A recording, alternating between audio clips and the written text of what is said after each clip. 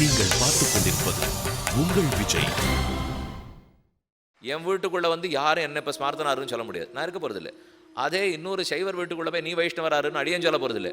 அவாவா வீட்டுக்குள்ளே எதவனா வச்சுப்போம். ஆனால் அதை தாண்டி தெருவுக்குன்னு வந்துட்டோம்னால் வீட்டை தாண்டி ஒரு பொது மேடைக்கு வந்தால் வேதத்தில் சொல்லப்பட்ட அத்தனை தேவதைகளையும் ஏற்றுக்கிறோம். ஏன்னா அவள் இருந்து தான் நம்மளை இந்த தர்மத்தை விட்டு வெளியில் போகாத பாதுகாத்துக்கிறா. இந்த ஒரு பரந்த மனப்பான்மை வளர்த்துனுட்டோம்னால் நாம் ஒன்றுமே பண்ண வேண்டாம், தானே எல்லாருக்கும் பயம் வந்துடும்.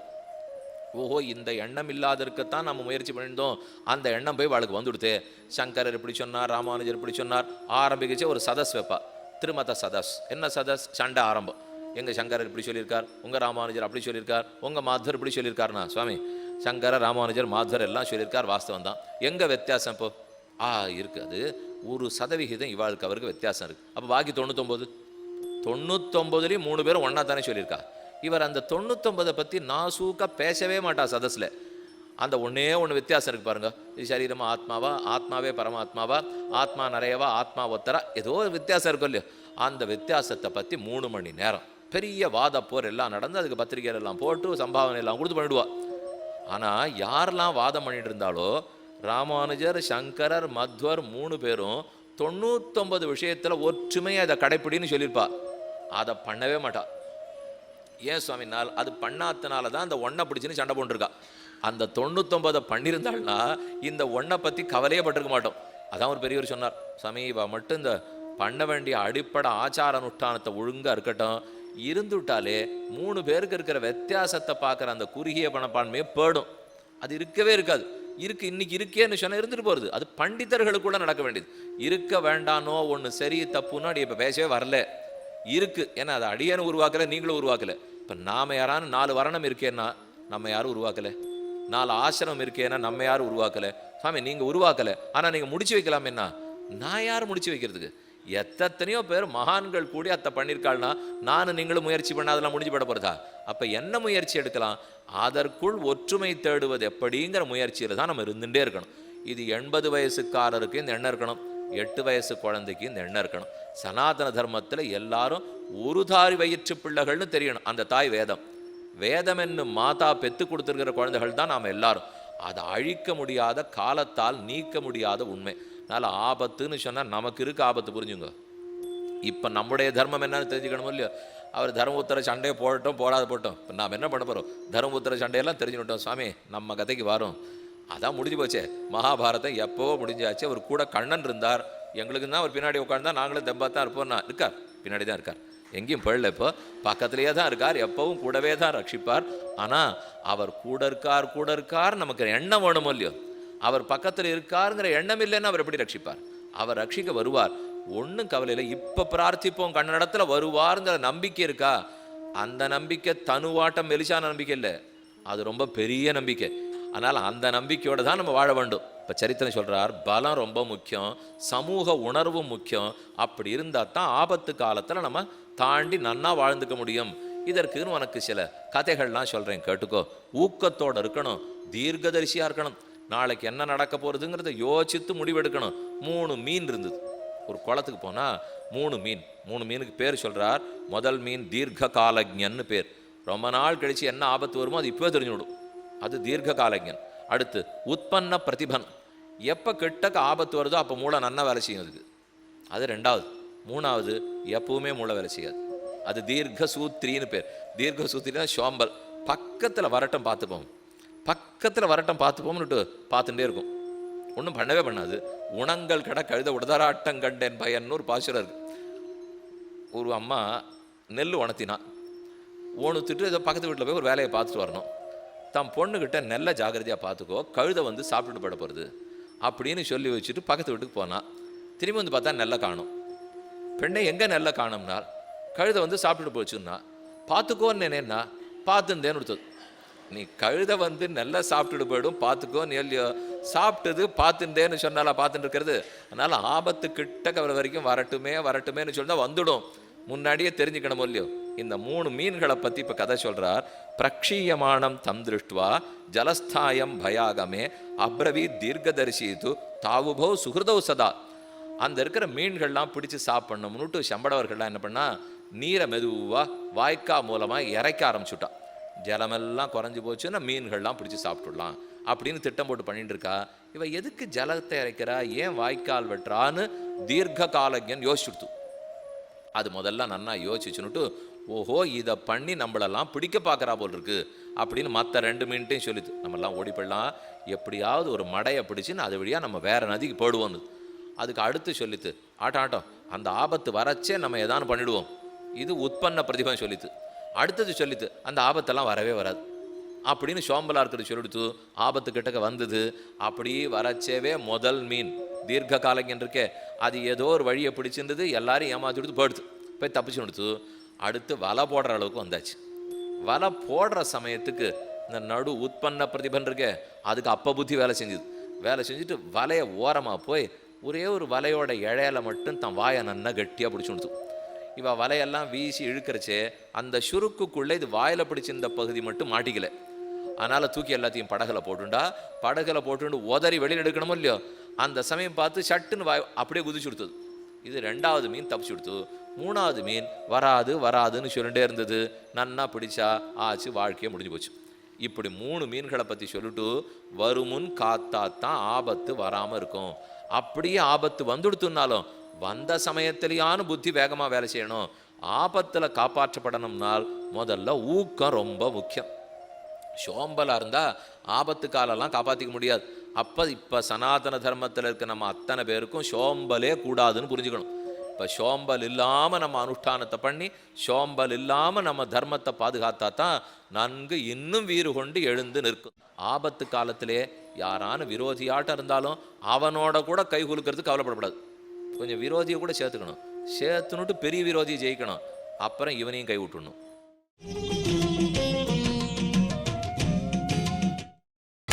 நீங்கள் பார்த்துக் கொண்டிருப்பது உங்கள் விஜய். ஆபத்து காலத்திலே யாரான விரோதியாட்டம் இருந்தாலும் அவனோட கூட கை குலுக்கிறது கவலைப்படக்கூடாது. கொஞ்சம் விரோதியை கூட சேர்த்துக்கணும். சேர்த்துனுட்டு பெரிய விரோதியை ஜெயிக்கணும். அப்புறம் இவனையும் கை விட்டுடணும். இது என்ன பீஷ்மர் போய் இப்படி சொல்றாரு? என்னால் ஆபத்துன்னு வந்தால் தர்மம் அதர்மமாக போடும், அதர்மம் தர்மமாக போடும். இப்போ இதுவே ஆபத்து இல்லாத காலத்தில் பொருந்துமான்னு தெரியாது. ஆபத்து காலத்தில் இப்படி நடந்துக்கோ. ஒரு பூனை, அந்த பூனை எலியும் ஜென்ம விரோதம். ரொம்ப நாளாக அந்த எலி ரொம்ப பெரிய எலி மரத்துக்குள்ள ஒரு பொந்து பண்ணிட்டு ஆங்காங்கங்கே வளையெல்லாம் போட்டுட்டு தான் வச்சு நன்னா வாழ்ந்துட்டுருக்கு. அதுக்கு பக்கத்திலேயே தான் பூனையும் வாழ்ந்துட்டுருக்கு. யதா ராஜான முக்கியத்த சத்ருபி பரிவாரிதா. இவ்விடத்துல நான் இப்போ ஒரு கதை சொல்கிறேன், கேட்டுக்கோ. ஒரு காடு. வனே மகிதி கஸ்மிஞ்சித் நக்ரோதஸ்ஸு மகானபூத் லதாஜால பரிச்சின்னா நானா த்விஜகணான்விதா. ஆங்காங்கு பறவைகள்லாம் மேலே பறக்கிறது. அழகான காடு. காட்டில் பெரிய மரம் இருக்குது. அங்கே பலிதன் என்று ஒரு எலி. அந்த எலி வலை கட்டின்னு வாழறது. பக்கத்தில் லோமஷன் அப்படின்னு ஒரு பூனை. அந்த பூனையும் வாழ்ந்துட்டு இருக்கு. இந்த 2 வாழ்ந்துட்டு இருக்கிறச்சே ஒரு நாள் வேடனொத்தம் மரத்துக்கு பக்கத்தில் வலையை விரிச்சு வச்சுருந்தான். தப்பி தவறி பூனை போய் வலையில மாட்டிடுச்சு. இந்த பக்கம் வலையில பூனை இருக்குது, நடுவில் எலி இருக்குது. நல்ல வேலை, நம்மளை கடிக்க வந்த பூனை சிக்கினுடுது அப்படின்னு எலி நினைக்கிறதுக்குள்ளாக இது இங்கேயே நினச்சிட்டு இருக்கிறச்சே மேலே ஒரு கோட்டான் உட்காந்துருக்கு. இந்த பக்கத்தில் ஒரு கீரிப்பிள்ளை இருக்குது. இந்த பக்கத்தில் 2 பக்கத்தில் எங்கே போனாலும் எலியை பிடிச்சி சாப்பிடும். எலி நினைக்கிறது, தஸ்மின் பத்தே மகாபிராணேன் சத்ரோ நித்யாதயாயினி தம் காலம் பலிதோஜாத்வா பிரச்சார சுனிர்பயா. பயமே இல்லாத எலி அப்படி நட போட்டுண்டு இந்த மரத்து முழுக்க கீழே வெளியில் இந்த பூனை மாட்டின்னு இல்லையோ, அதை சுற்றி வந்து நாட்டியம் ஆடுறது. நல்ல வேலை நீ மாட்டினோட பத்தியா, நான் இப்போ எலி தப்பிச்சுட்டேன் அப்படி நீங்கள் போகிறது நாட்டியம் ஆடுறது இதெல்லாம் பண்ணிட்டு இருக்கிறதுக்குள்ள பெரிய கீரிப்பிள்ளை வந்துடுச்சு. நகுலம் ஹரிணம் நாம சபலம் தாமிரலோச்சனம் தேன மூஷிக கந்தேன துவரமானம் உபாகதம். இது வளைக்குள்ளே இருக்கிற வரைக்கும் கீரி வரல, இது வெளியில் வந்து நாட்டியம் ஆடி சொல்லியோ. இந்த எலியினுடைய வாசனைக்கு கீரிப்பிள்ளை வந்துடுச்சு. வந்து நான் சாப்பிட்றேன்னுது. ஓ, கீரிப்பிள்ளை இடத்துல தப்பிக்கணுமே, நம்ம வளைக்குள்ளவே மேலே ஏறிடுவோம் அப்படின்னு மேலே போனால் கோட்டான் உட்காந்து. கோட்டான் சாப்பிட போகிறதா, கீரிப்பிள்ளை சாப்பிட போகிறதா, எங்கேன்னு குறுக்க போனால் பூனை மட்டும்தான் இருக்கு இப்போ. ஆனால் அந்த பூனையை கண்டா கீரிப்பிள்ளைக்கும் பயம். காட்டு பூனை இது. கீரிப்பிள்ளைக்கும் பயம், கோட்டானுக்கும் பயம். அதனால இப்போ பூனையோட கை குலிக்கிண்டா தான் நம்ம தப்பிக்கலான்னு எலி புரிஞ்சு விடுச்சு. ரொம்ப நாளாக பகையாச்சே, அந்த பகை பூனை எங்கேயானு நிறைவேற்றி கொடுத்துன்னா அப்போ எலி போய் பேசுறது பூனைட்டே. நீதி சாஸ்திரம் சமாஷ்டித்ய ஹிதமஸ்ய உபவர்ணையே ஏனேமம் சத்ரு சங்காதம் மதிபூர்வேண வஞ்சையே. எலி நன்னா நீதி சாஸ்திரம் தெரிஞ்சு போய் பேசித்தான். நமக்கே நீ நியாயசாஸ்திரம் தெரியல, நமக்கு இப்போ யார் தர்க்க சாஸ்திரம் படிக்க வரா? வியாக்கரணம் படிக்கிற மாதிரி எலி படிச்சிருப்பாரு. எலி படித்து நியாயமாக போய் பேசுறது. அது ஒரு சாஸ்திரமும் படிக்கல, ஆபத்து காலத்தில் பேச தெரிஞ்சுட்டு இருக்குன்னு அர்த்தம். அவ்வளவுதான் இப்போ தர்மமே தவிர அது நீதியோடு போய் பேசிட்டு நம்ம 2 பேரும் ஜென்மப்பாக வாஸ்தவம் தான். ஆனால் இப்போ நீ பார், வலைக்குள்ளே சிக்கின்றிருக்கோ இல்லையோ, நான் உன் வலையை கடிச்சு விட்டா தான் நீ வெளியில் வருவேன். ஆனால் எனக்கு ஆபத்து, கோட்டாங்கிட்ட மாட்டின்னு இருக்கேன், கீரி பிள்ளைகிட்ட மாட்டின்னு இருக்கேன். நான் உன் பக்கத்தில் வந்து படுத்துப்பேன். என்னை உங்ககிட்ட இருக்கேன்னு பார்த்த உடனே நீ என்னை ரட்சிக்க போகிறேங்கிறதுக்காக கோட்டானும் கீரி என்னை விட்டுடும். அதுக்கப்புறம் நான் உன்னை விடுதலை பண்ணி விடுறேன் அப்படின்னு பூனைகிட்ட பேசிட்டு, பூனை இதை நம்பலாமான்னுது. நம்பாட்டா 2 பேரும் போக வேண்டியதுதான். அப்போ உன் பாட்டை நீ பார்த்துக்கோ, என்னை நீ நம்பலை, என்னை இப்போ நம்பினா தான் நம்ம 2 பேரும் தப்பிப்போம். இல்லைன்னா 2 பேருக்கும் மரண நிச்சயம். துவம் ஆசிரிதோ துமஸ்யாக்ரம் மூலம் துவம் உபவாசிரிதா சிரோஷிதாது உபாவாவாம் விரக்ஷேஸ்மின்னு விதித்தஞ்சதே. ரொம்ப நாளாக எனக்கு உனக்கும் பழக்கம் தானே, விரோதம் இருக்கட்டும். ஆனால் பாரு, உன்னை எனக்கு தெரியுமா தெரியாத ரொம்ப நாளா? ஆமாம், ரொம்ப நாளாக தெரிஞ்ச விரோதியாச்சே அப்படின்னு பூனை. ரொம்ப நாளாக தெரிஞ்ச விரோதி தெரியாத நண்பனை விட தேவலை தானே? அது இப்போ நியாயம் சொல்கிறது. என்னை ரொம்ப நாளாக தெரியும் வாஸ்தவம், ஆனால் நான் தெரிஞ்ச விரோதி. ஆனால் மற்ற பேரெல்லாம் தெரியாத நண்பர்கள். தெரியாத நண்பனாட்டம் கடைசியில் வேடன் வந்து உன்னை கூட்டின்னு போயிடுவான். அதனால் நான் சொல்லப்படி கேளு. சரி, பூனைக்கு வேறு வழி இல்லை, உன்னை காப்பாற்றி விடுறேன், நீ என்ன ரட்சிக்கணும்னு சொல்லிட்டு 2 உடன்படிக்கைக்கு வந்துடுத்து. எலி போய் பூனை மடிக்கு பக்கத்தில் படுத்துடுது. இன்னும் அது கடிச்சு விடலை, ஆனால் உள்ளே போய் பூனைக்கு பக்கத்தில் படுத்துட்டுது. படுத்துன உடனே கோட்டான் வந்து பார்த்தது, கீரிப்பிள்ளை பார்த்தது. இனிமேல் இந்த எலியை நம்மளால் பிடிக்க முடியாது, அது பூனையினுடைய ஆசிரியத்துக்கு படுத்து அப்படின்னு நினச்சின்னு கோட்டானும் பரப்பிட்டு படுத்து, கீரிப்பிள்ளையும் பரப்பிட்டு போச்சு. பரப்பிட்டு உடனே பூனை கேட்டது, எலியே உடனே என்னை கடிச்சு இப்போ விடுதலை பண்ணிவிடும், இந்த வலை எல்லாத்தையும் கடிச்சு விட்டுடுனுது. மெதுவாக கடிச்சிது. ஒன்றொன்னா 1/2 மணி ஆச்சு, 3/4 மணி ஆச்சு கடிக்கிறது. பூனைக்கு ஒரே பரபரப்பு, என்னை சீக்கிரம் விடுதலை பண்ணேன். எலி ரொம்ப ஆச்சரியமாக பேசிட்டு, இதை விரிச்சிட்டு போன வேடன் வரப்போறார், அவர் வர்ற சமயத்துக்கு உன்னை கடிச்சு விடுதலை பண்ணா வேடன் பிடிச்சின்னு போகிற பயத்தில் நீ ஓடிப்படுவே.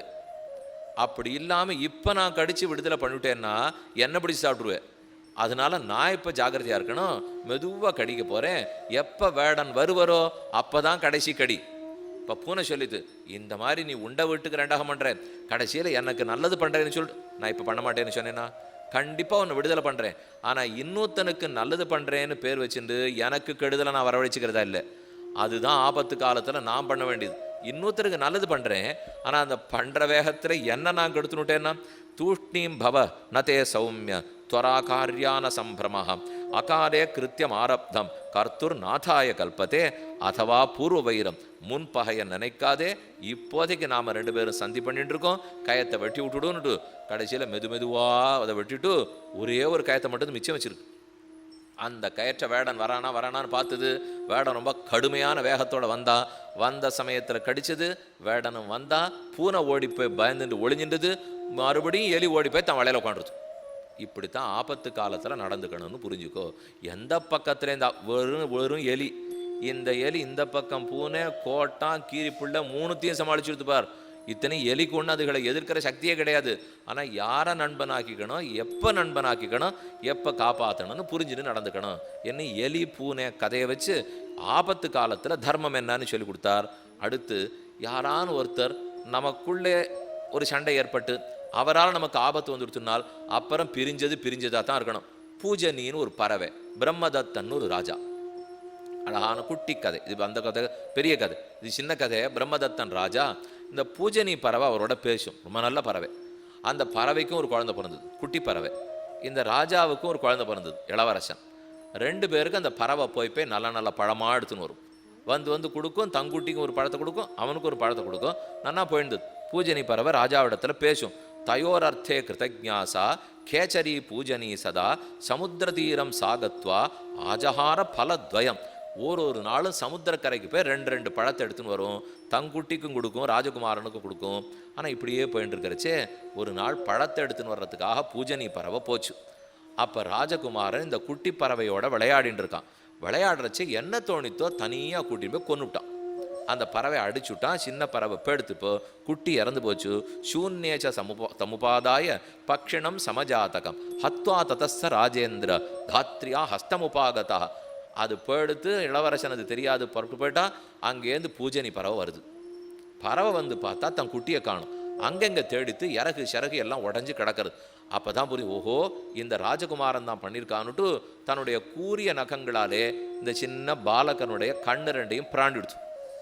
அதுக்கு கண்ணு படுத்துனா பிரம்மதத்தன் கோவத்தோட வந்தான். வந்து பூஜனி பறவையே, எவ்வளவு தூரம் உனக்கு நான் வேண்டியவனா இருந்தேன், இப்படி போய் என் பிள்ளை கண்ணை கொடுத்துட்டியே, என் குட்டியே உன் பிள்ளை கொண்டுட்டான்.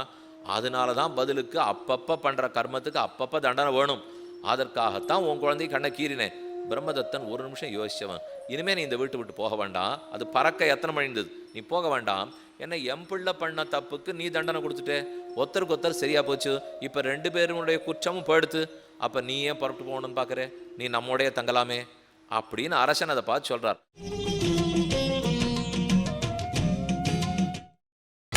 நீங்கள் பார்த்துக் கொண்டிருப்பது உங்கள் விஜய்.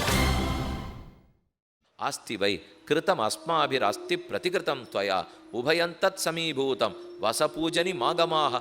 பூஜனி பறவையே, இங்கேருந்து நீ போக வேண்டாம், இங்கேயே இரு. அப்போ அது பதில் சொல்றது, மாதா பிதா பாந்தவானாம் வரிஷ்டௌ பாரியா ஜரா பீஜமாத்திரஞ்ச புத்திரா ந விஸ்வசேத் அவிஸ்வஸ்தே விஸ்வஸ்தே நாசி விஸ்வசேத். பறவை ரொம்ப அழகா ராஜாவுக்கு நீதி சொல்றது, இனிமே உனக்கு என்கிட்ட நம்பிக்கை வராது, எனக்கும் உங்ககிட்ட வராதுன்னு. இது வரைக்கும் நம்பிக்கை இருந்திருக்கலாம், ஆனால் எப்போ உன் பிள்ளை கொன்னானோ எனக்கு நம்பிக்கை கிடையாது. அதுக்கு மேலே அது சொல்கிற நீதி ரொம்ப அழகாக இருப்பாருங்க.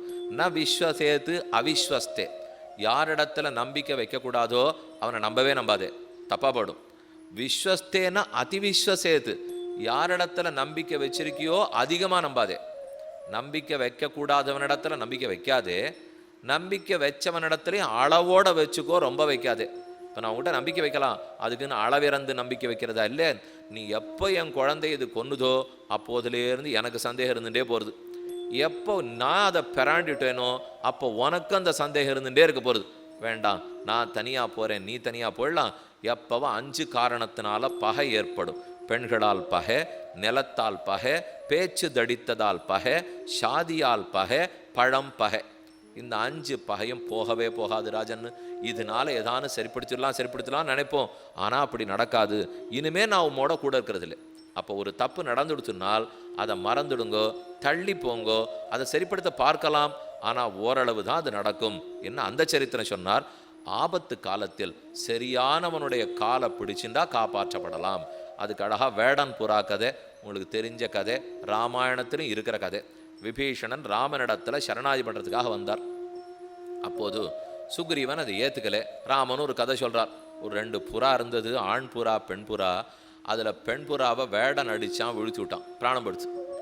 அதுக்கப்புறம் அந்த வேடன் எடுத்துன்னு போயிட்டான். ஆண் புறா தனியாக ஏங்கி தவிச்சுட்டு இருக்கு. இது கொஞ்ச நாள் கழித்து மழைக்காலம் வந்தது.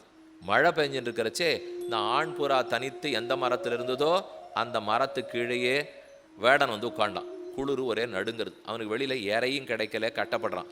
அப்போது கிடுகிடுன்னு போய் 4 சுள்ளியை பொறுக்கின்னு வந்து இந்த புறாவை முன்னாடி போட்டுது. அவன் நெருப்பு மூட்டின்டான், குளிர் காஞ்சின்னு கொஞ்சம் திருப்திப்பட்டுண்டான். ஆனால் வயத்தில் பசி அகோரம், ஒன்றும் இறை கிடைக்கல. அப்போ தான் இந்த மரித்த மனைவி இருக்கே அது சொல்கிறாப்புல இவனுக்கு தோன்றது. கொஞ்சம் அந்த கதை இங்கேக்கு மகாபாரதத்துக்கு ராமாயணத்துக்கு வேறுபட்டிருக்கும். கருத்து ஒன்று தான். இப்போது அது கூண்டில் பிடிச்சி வச்சுட்டு இருக்கு மனைவின்னு இங்கே இருக்குது, மனைவி பேடுத்துன்னுட்டு ராமாயணத்தில் இருக்குது. அப்போ அந்த மனைவி வந்து பேசுகிறாப்புல வேடன் ஆண் புறா நினைக்கிறது, நம்ம வீடு தேடி வேடன் வந்திருக்கான், ஆனால் அவனை நாம் கை விட்டுடக்கூடாது, அவனுக்கு எதாவது நம்ம சோறு கொடுக்கணும், நான் எங்கே போவேன் சோத்துக்குன்னு ஆண் புறா பார்த்துது. கடைசியில் இந்த நெருப்பு மூட்டி இருந்ததோ இல்லையோ அதில் போய் தன் உடம்பையே விட்டு உயிரை கொடுத்து அவனுக்கு ஆகாரமாக படுத்து. இதை பற்றி ராமன் சுக்ரீவனிடத்தில் சொல்றி, இப்போ பாரு சுக்ரீவா, 2 ஆண் புறா பெண் புறா, ராமனு சீத்தையும்னு வச்சுக்கோ. அதில் ஒரு பெண் புறாவை அடித்தாரே ராவணன், அந்த வேடனை வச்சுக்கோ. இப்போ திரும்பி வரணுமோ இல்லையோ, ஏன்னா அதே வேடம் திரும்பி வந்தாரோ இல்லையோ, இங்கே அந்த விபீஷணன் வந்திருக்காருன்னு வச்சுக்கோ. வந்துட்டத்துக்கு அந்த புறா என்ன பண்ணித்து, தன் உயிரையே கொடுத்து அவனை காப்பாற்றித்தோ இல்லையோ. நான் ஒன்று இங்கே உயிரெல்லாம் கொடுக்க வேண்டாம், விபீஷணன் அவனை ஏற்றுக்கொண்டேன்னு சொன்னால் போரும். என்ன தெரியுமோ நடந்திருக்கணும், சீதையை ராவணன் கொன்று இருக்கணும், ராவணனே திரும்பி வந்திருக்கணும், அவன் சரணம்னு சொல்லியிருக்கக்கூடாது. அப்படிப்பட்டவனுக்கு ராமன் தன் உயிரை கொடுத்துருக்கணும். கொடுத்தா இந்த புறா நடந்தா போலேன்னு அர்த்தம் இல்லையோ. அப்பவும் லோகம் என்ன எழுதுமா, என்ன ஒரு புறா பண்ண காரியத்தை ராமன் பண்ணார், ஒன்றும் பெருசாக பண்ணலைன்னு எழுதிடுவா. சுக்ரீவா, புறா பண்ணத்தை கூட கேவலமாக நான் இப்போ பண்ண பார்த்துட்டு இருக்கேன், அதையாவது என்னை பண்ண விடு என்ன ராமன் அங்கு கேட்டிருக்கார். அந்த சரித்திர பீஷ்மாச்சாரியர் சொல்லி, சரியானவனுடைய காலை பற்றினால் ஆபத்து காலத்திலே நாம் ரட்சிக்கப்படுகிறோம். தப்பானவனிடத்துல சரணம்னு சொன்னால் இருக்கிறது நமக்கு போயிடும். அதே போல் பலவான் யார் பலகீனன் யார், கடைசி கதை இத்தோட ஆபத் தர்மம் முடிஞ்சிட போகுது. இது ஒரு பெரிய சண்டை. இப்போ நாரதர் தான் இந்த சண்டையை ஆரம்பிச்சு வச்சார். நாரதா கலகப்பிரியான்னு சொல்கிறோமோ இல்லையோ, ஒரு பெரிய இலவ மரம், நல்லா ரொம்ப திருடமான மரம். அந்த மரத்துக்கிட்ட நாரதர் ஒரு நாள் போய், நீ இந்த மாதிரி அசைக்க மாட்டாத நிற்கிறத பார்த்தா வாயு பகவான் உனக்கு நண்பன் நினைக்கிறேன், அதனால தான் நீ இவ்வளவு பலமாக இருக்க. இப்போ ஏன்னா இல்லைன்னா அவர் இத்தனை ஒன்று அடித்து புரட்டி இருக்க மாட்டாரோ, எப்பேற்பட்ட மலை எல்லாத்தையும் பேத்துடுறார் வாயு, உங்ககிட்ட மட்டும் ஒன்று செல்லுபடியால் போல் இருக்கே, அவருக்கு நான் ரொம்ப வேண்டியவன், அவர் அனுகிரகத்தில் தான் வாழற இல்லையா. திரும்பி திரும்பி சொன்னார். இலவ மரத்துக்கு கோவம் வந்துடுத்து, வாயு மாச்சு நூத்திரமாச்சு, நான் ஒன்றும் அவருடைய அனுகிரகத்தெல்லாம் வாழலை, எனக்கு தெம்பு இருக்குது, என் வேரில் தாரட்டியம் இருக்குது, அதனால நான் இருக்கேன். என்ன இலவம் பஞ்சு மரம் இந்த மாதிரி உனக்கு ரொம்ப திமிரா போச்சு, அகங்காரமாக போச்சு, இதை போல் நீ சொன்னேன் நான் வாயுகிட்ட போய் சொல்லலாமா அப்படின்னா நாரதர், யார்கிட்ட வேணா போய் சொல்லிக்கோ, எனக்கு ஒன்றும் கவலை இல்லை, போய் பேசிக்கோ. நேரம் நாரதர் வந்தார். உனக்கு ரொம்ப திமிரா போச்சு, நான் போய் வாயு பகவான்கிட்ட சொல்கிறேன் அப்படின்னு வந்துட்டு, நீர் அதை ஒன்றுமே அசைக்க முடியாதான், நீர் என்ன வீசினாலும் அது நகரவே நகராதான் அப்படின்லாம் சொல்லித்தது. இவருக்கு உடனே கோவம் வந்துடுத்து. நேர வாயு பகவான் இலவ மரத்துக்கிட்ட வந்தார். ஷால்மலே, என்ன புத்தி கட்டுப்பட்டியா நீ, நான் ஒரு வீசினா நகரத்தையே பேத்துருவேன், ஒன்றுமில்லாத ஒரு மரம் நீ, இதை சொன்ன உடனே கோவம் வந்துடுத்து. அதுக்கு விட்டு கொடுக்கறதுக்கு மனசு இல்லை. பாப்போம் உன்னுடைய சக்தியை நாளைக்கு நீர் காட்டும், எவ்வளவு வேகமாக உன்னால் வீச முடியுமோ நீர் வீசும், நான் நின்று காட்டுறேன் பாரு சொல்லிடுத்து அனுப்பிச்சுடுத்து. வாயு பகவான் நாளை கார்த்தாலைக்கு மறுநாள் கார்த்தாலைக்கு தயாராகிட்டார். அப்போ இலவ மரம் யோசிக்கிறது, தப்பு பண்ணிட்டோம், நிச்சயமாக அவர் நம்மளை விட பலவான் இடத்துல தேவையில்லாத சண்டை இழுத்துட்டோம். இப்போ என்ன பண்ணலாம்னார், அவர் வர்றதுக்கு முன்னாடியே அவர் அடித்து வீழ்த்தினா எப்படி இருக்கிறோ அந்த மாதிரி படுத்துனுடுவோம். அவர் இப்போ ஓஹோன்னு வீசினோடனே என்ன ஆகும், இப்போ இலையெல்லாம் உதிர்ந்துடும், கிளையெல்லாம் உடஞ்சி பண்ணி தானே நடக்கும். அதனால் இது மறுநாள் காலத்தால் வாயு வர்றதுக்குள்ளே தானே களை எல்லாத்தையும் வெட்டி விட்டு கொடுத்து, தானே தன்னுடைய இலை எல்லாத்தையும் உறுத்தி கொடுத்து. வாயு வந்தார், பார்த்த உடனே சிரித்தார் அவர். ஏன்னா நான் அடித்து என்ன ஆனுமோ அது நீ ஏற்கனவே ஆயிருக்கே, என்ன ஆயிட்டேன்னு விட்டுடும்னுது. அதனால சரி, ஓஹோ பலவீனமாக நீ ஒத்துனுட்டே விட்டுடுறேன்னு விட்டார். அதுக்கப்புறம் தான் நாரதர் வந்தார்.